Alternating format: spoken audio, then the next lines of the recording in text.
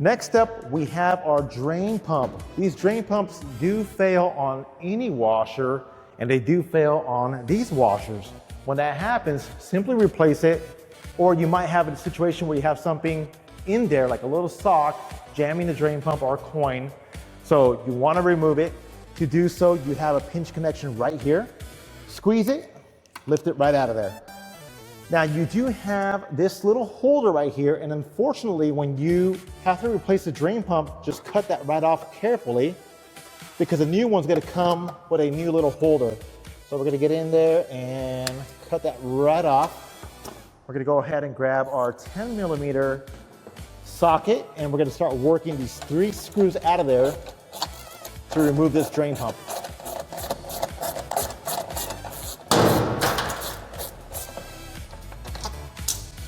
Oh look, there's our bezel.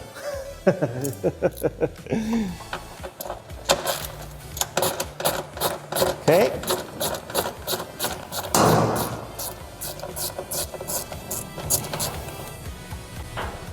All right. One here at the bottom, lastly. Go ahead, remove it.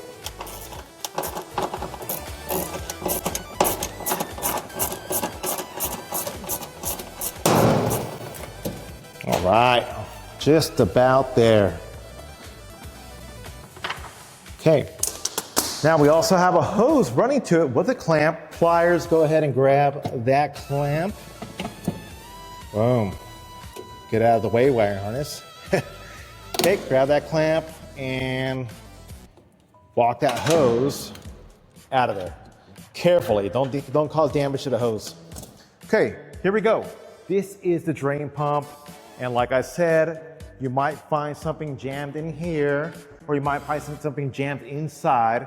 You might see a coin, a sock, you name it. Also, you may not find anything in there, but what you'll find is that the impeller inside has fallen off the shaft, or that it no longer spins anymore. When that happens, go ahead and replace it with an OEM unit. Okay, next up, we need to remove the gear case, and I'll tell you about why, the scenario.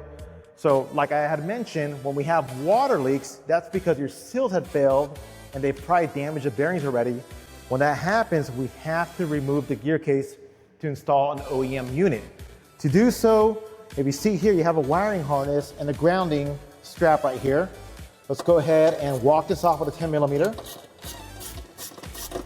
You're gonna have a lot of 10mm here. And we also have holders to the gear case. Those need to be, unfortunately, cut off.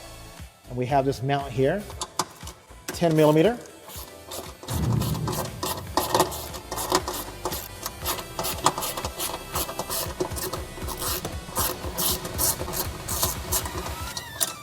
All right, cool. Let's keep moving forward. Pretty exciting stuff, fixing your own washer, learning how to do these things. Let's go through and cut the stuff off with the snip right here. Save yourself tons of money if you could do this yourself.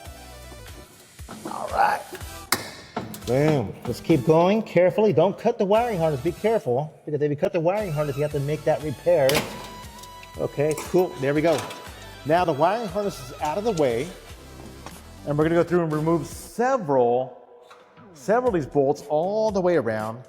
And like I said, you can use an impact driver.